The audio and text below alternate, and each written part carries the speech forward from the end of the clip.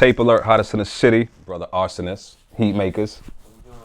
I'm doing great, bro. How you doing?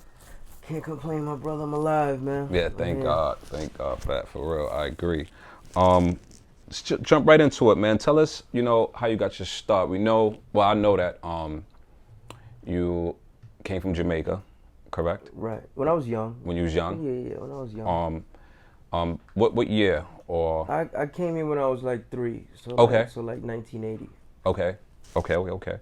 And at that time, were you music start even from then? You know what I'm saying? No, I was honestly, music was the furthest thing from my brain, man. I was more like, I was into sports. Okay.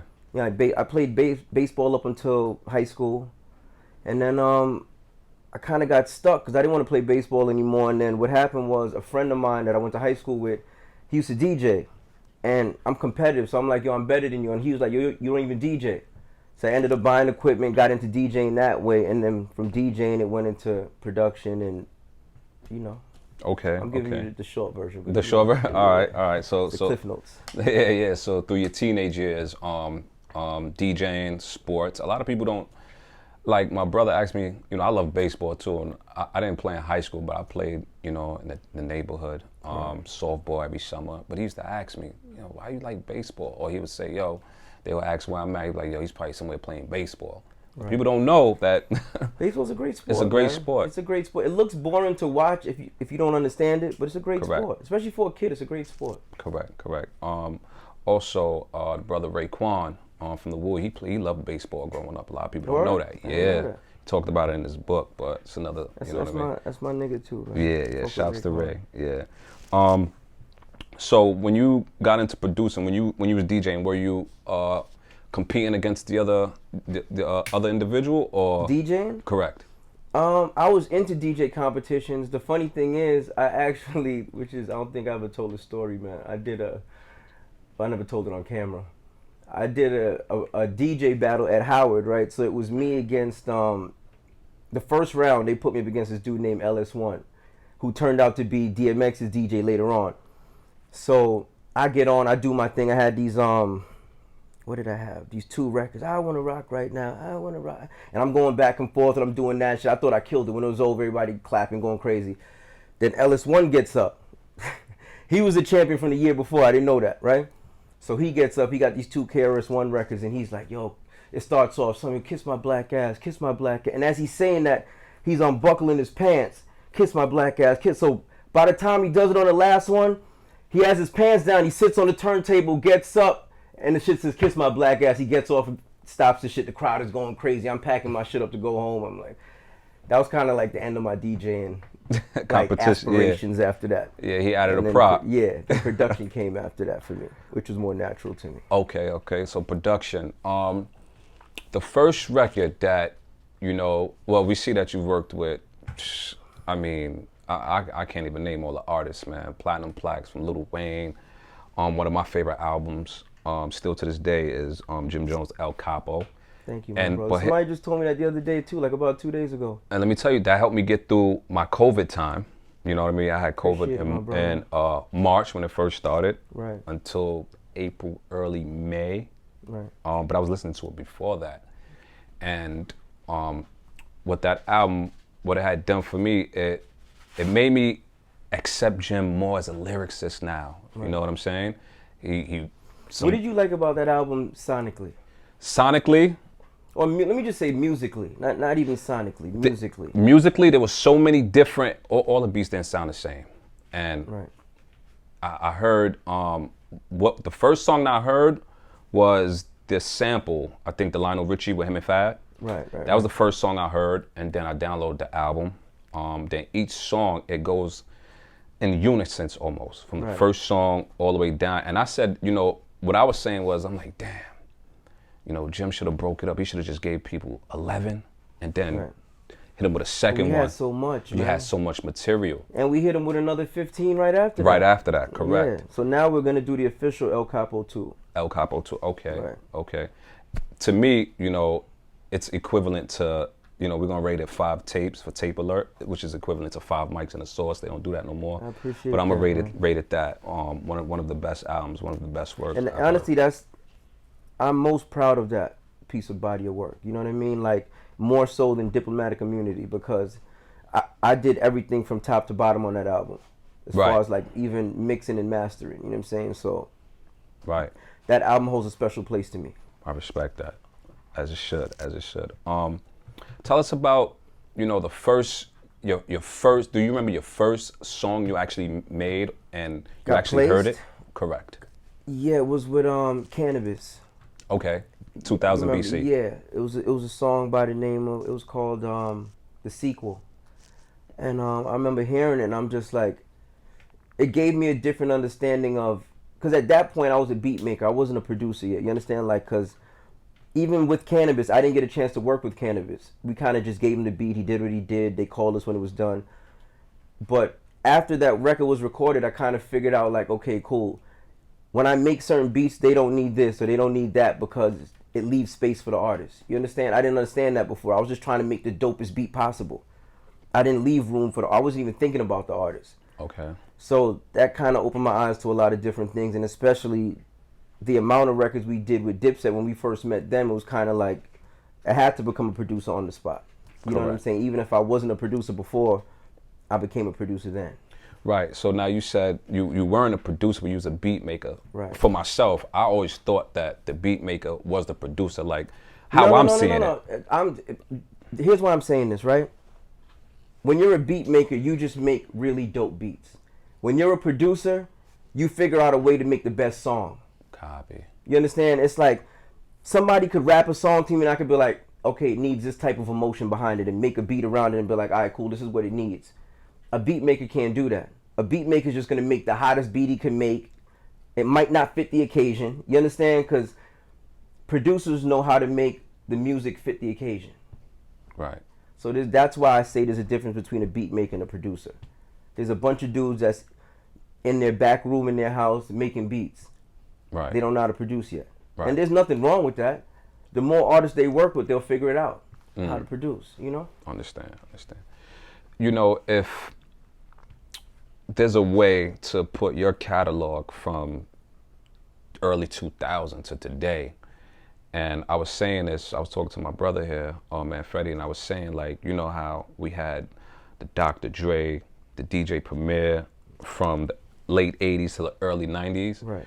You hold that actual, you have a grasp of that industry from 2000 on to today. Right.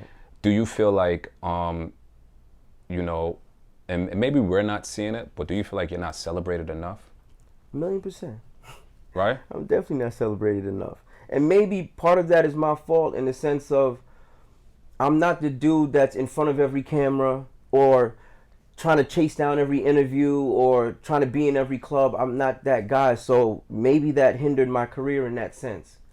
You know, but I'm fully aware of that and I'm cool with that. But just based off of my consistency, I feel like I deserve more recognition. Right. I mean, you know, it's funny you said that because that's exactly what I was thinking. You know, I see a lot of other producers, you know, which is no shade to them, but I'm starting to match the person with the sound. For example, Cool and Dre. Right. Matching. Two cool brothers, by the way. Yeah, man. definitely. To Now I'm able to match the person with the sound, even Alchemist as well. right. Shout out to Alchemist. Yeah. So, you know, like you said, you're not, you know, in front of the camera or running people down, which is understandable. However, you're still somehow able to maintain relevancy in this business. The music, man, like the music makes people feel a certain way. Right. You know what I'm saying? Like, 90% of the people I know I've met through my music. You know what I'm saying? Mm-hmm. Like, I met Jerry Lorenzo because of El Capo. I got on Rick Ross's album because of El Capo. You understand? Like, so I understand how powerful music is, so I don't take it lightly when I make it. You understand? Like, I try to make shit that's going to make you feel away. So that you got to hit me on the DM like, yo, I need one. You understand? Like, that's my goal, and it's like, I accomplish it more times than I don't. Mm-hmm. Tell us a little bit about how, if you could just sum it up for us, the industry, you know, when you produce a record, right? And you get your production credits, do you submit it through the label? How does that actually work? What happens is, okay, let's just say I do a record for Rick Ross, right? He likes it. He'll say, I want to use this record. What'll happen at that point is they'll make a producer deck to say, okay, cool, these are the agreements. He's going to get paid this. This is going to be his royalties. You know, it's going to say produced by blah, blah, blah. You get your first half because I sampled. If I didn't sample, then I'd probably get everything up front, right? So I get my first half. Then I send them the stems and the, you know, the session. They mix it and do all of that shit. Then I get my second half after they've cleared the sample and everything. Yeah. Oh, got it. Understand. So your production credit is already taken care of in the beginning. Okay, understandable. Tell us a good and bad experience that you've had working with, you know, a lot of the artists. You know, some of the artists are really tough to work with. If there's any. All types of shit, man. Like you run into artists that are like fucking like egomaniacs, you know what I'm saying? People that want it done their way, or they feel, you know, I don't know, they just feel threatened in some shape, form, or fashion. But yeah, it's like, I mean, honestly, specific stories, it's too many, to be honest. It's too many, because it's like, until you get to know an artist, most artists want to work in their own way. In their own terms, copy. The way they're comfortable. You understand? So it's always going to be a fight to try to produce for an artist who's set in his ways or her ways. You know, so, but that's just regular. That's regular shit. I'm not mad at that. Yeah. I'm not mad at it. That's regular shit. Tell us about the education through music program that you're part of. Yeah, that's actually a program where, you know, people are giving back to inner city school music programs, like a lot of schools in the Bronx. That's what had me interested, because they actually want me to come out and speak at a couple schools in the Bronx this next school year. But just the fact that they're giving music equipment back and formulating music programs and all that stuff, like, I was all for it. So like, yeah, I help them promote, you know, like any events that they have, I show up. I'm with Sony. Sony donates money, you know what I mean? So it's a dope program. Anything for the kids, I'm with it, man. And it's through multiple schools, or it's? Yeah, it's multiple schools, like throughout New York City. Okay. Yeah, throughout New York City. Junior high, or elementary, just wherever music accepts programs, it. Yeah. Copy. Yeah. All right. I want to talk about you having an opportunity. God bless the dead man, Fred Godson, whose punchlines is just. That was my brother, man. Yeah. I was listening to something, and he said, you know, don't quote me on it. He said, I don't shake hands with son. I just hand son the shake or something. That, you know, to come up with that. And was that him or Joel that said that line? No, I think it was Fred. That was on Gorilla Glue. I know that was on Gorilla Glue. Yeah, but I can't remember which one of them said that. I know Joel had something like that. That might be Joel. But Fred's, I mean, come on. Fred's lines was endless, man. Fred said, what's one of Fred's crazy lines? He said, he has so many. He said, I got a crib and a studio. Your crib is a studio. We got different rents. He said, here's the difference. Your crib is a studio. I got a crib and a studio. We got different rents. Like some stupid shit. I'm like, what the fuck is wrong with this dude, man? Blacked on that. Blacked out. Fred goes crazy on any record I record. He had at least had one memorable line in every record. He does. What was that experience like working with those two brothers, man? It didn't feel like work. You know what I mean? It's like It's like chilling with your homeboys and doing what you do.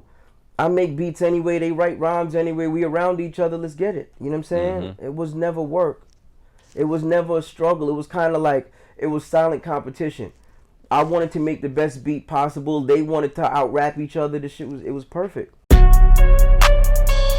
Tapealert on the beat.